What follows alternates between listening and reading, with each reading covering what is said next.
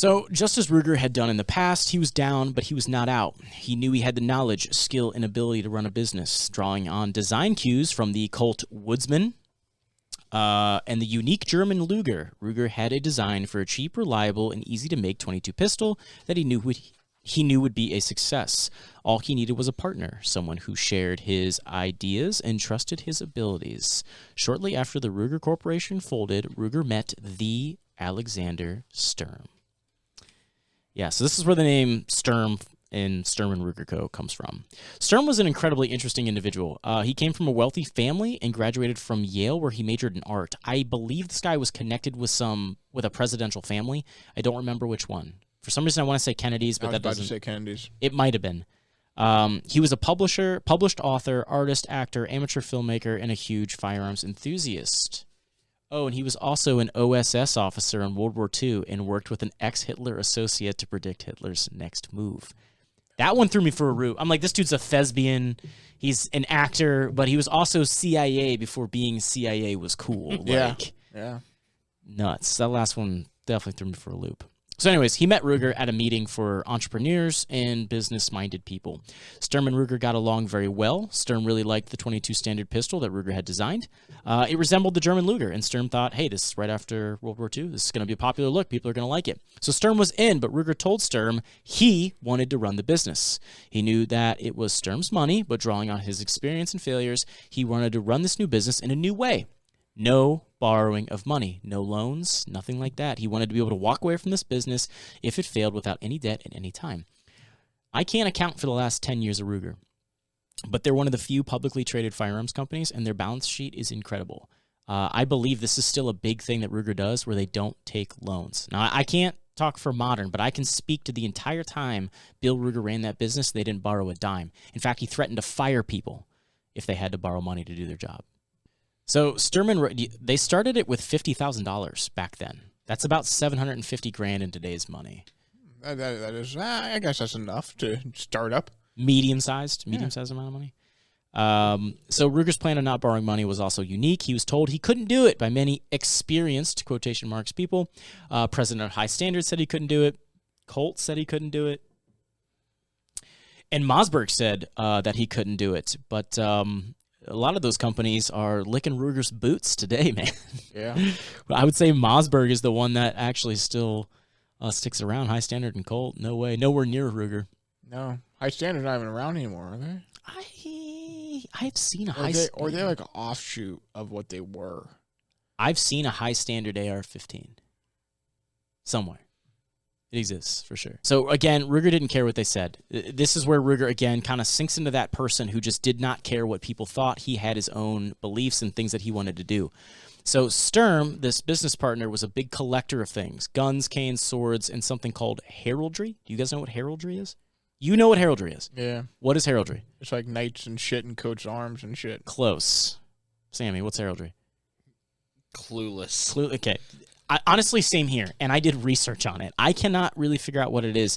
From what I gathered, it's a medieval style of symbol, so close. Well, yeah, it's your coat of arms, meaning. Well, the only reason I know is there's a whole James Bond movie about it. Are you serious? Yeah.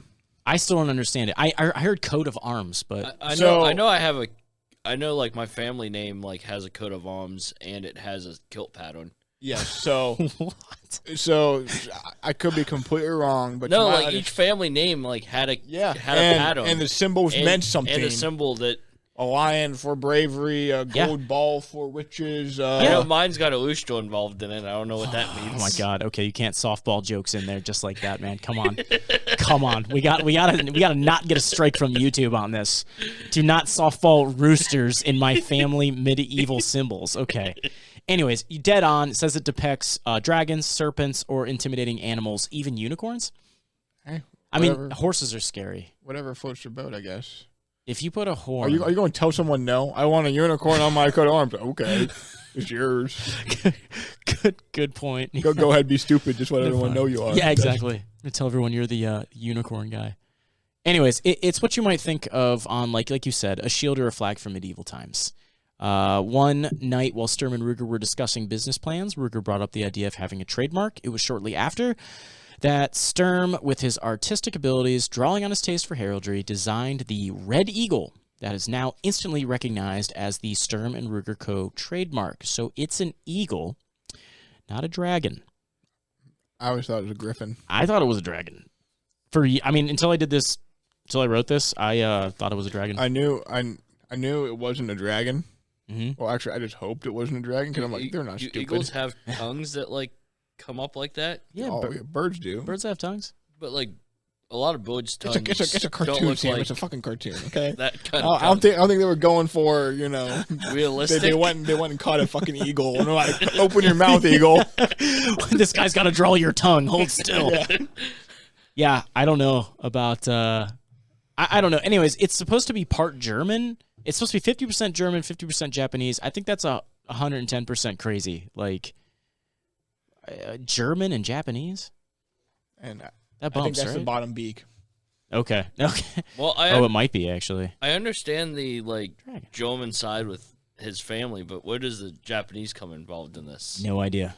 And this is after World War II. You'd think they'd want to leave them hardcore out of Well, that. I guess those two together would make sense coming after World War II. Like, might as well just keep those two together. Yeah. Straight up Axis powers right there.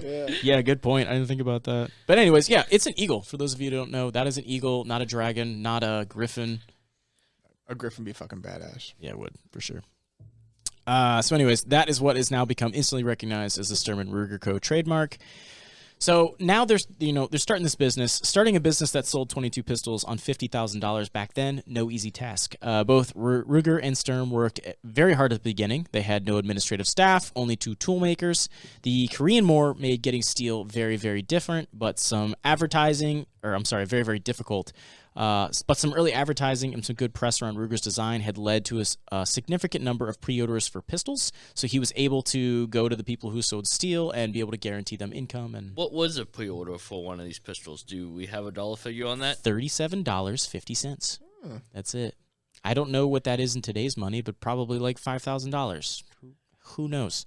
Can we just throw that out there? Like, you could just go to the store with $37.50. Like, yeah, and be like, I want a case of beer and a pistol and a new gun.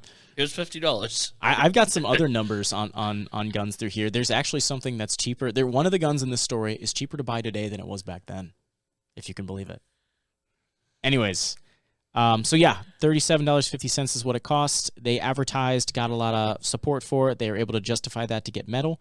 The pre-orders turned out to be critical. The same day that Ruger spent the last few dollars of the original $50,000 was the first day that Sturm and Ruger Co. shipped their first 100 handguns to their pre-order customers. So the day that they ran out of money, they made money. So that very same day, they deposited 100 money orders for $37.50 and were able to make $3,750. They were finally in the gun business, baby. Remember ordering guns in the mail?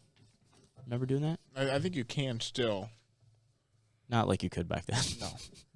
Actually, that's a good point. You can still order guns online, but no, I think you. Well, it still would have to go through an FFL. No, for sure. If you have your CNR license. CNR? Curio and Relic. Oh, yeah. There's even AR-15s that are now CNR eligible. That old? Yeah. Wow. So what is the definition of a CNR? Like an old gun. But like, what's the age? Like, because old cars, I think, are like 25 years. It's more than plates.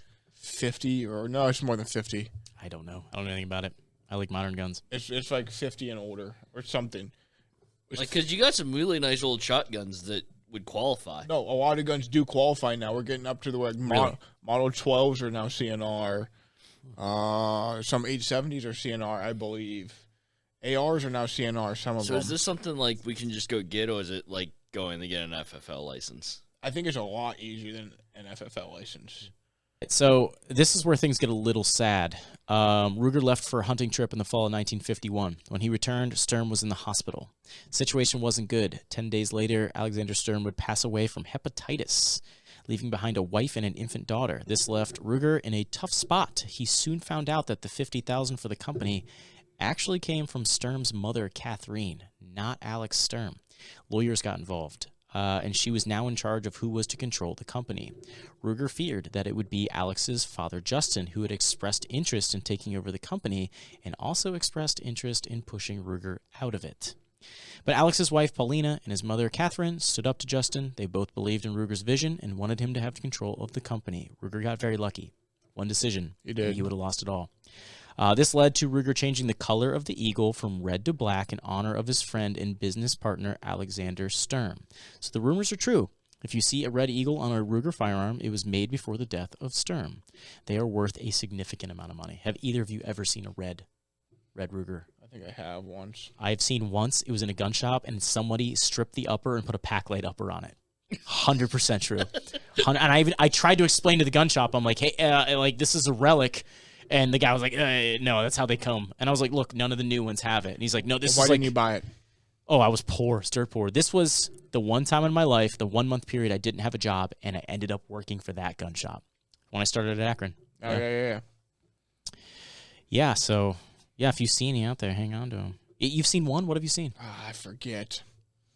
It was something like, I just learned about it, and, I learned about it when I was like 13, watching American Rifleman on TV. Okay. And then I was at someone like, oh, that's cool. And then I just kind of wandered on. It didn't matter. I mean, honestly, yeah, that's probably what I would do too. Yeah, it's cool, but I'm still going to shoot it and beat it like my. Oh, no. Like, I saw like a show where I'm like, oh, that's cool. And then I'm like, that's not what I'm into right now. Yeah. How about you? No experience? I know this is their like logo, but I don't think I've ever seen it on a gun. I've seen it on stickers. Yeah, there you go. I don't think I've ever seen it on stickers, but I don't think I've ever seen it on a gun. Same. So anyways, that's where the red versus black comes from. A lot of people think it's after Bill died, but I think Bill died in like 1990s. Yeah. So no, they were made way before that. There's very few of them still out there. So the Ruger 22 Standard Pistol, or Mark I, went on to be a huge success. Hey, if you liked what you just saw, we do have full episodes on our YouTube channel that you can watch. We also have an email address that you can contact us at. It's rifledmedia@gmail.com. Send us an email. We would love to hear from you. Give us some feedback. Maybe leave us an idea for a topic you'd like us to cover. Also, if it's a really cool piece of information or just a really funny email, I will happily read it here on one of our episodes. So thanks for being here. Don't forget to like and subscribe, and we cannot wait to have you here next time.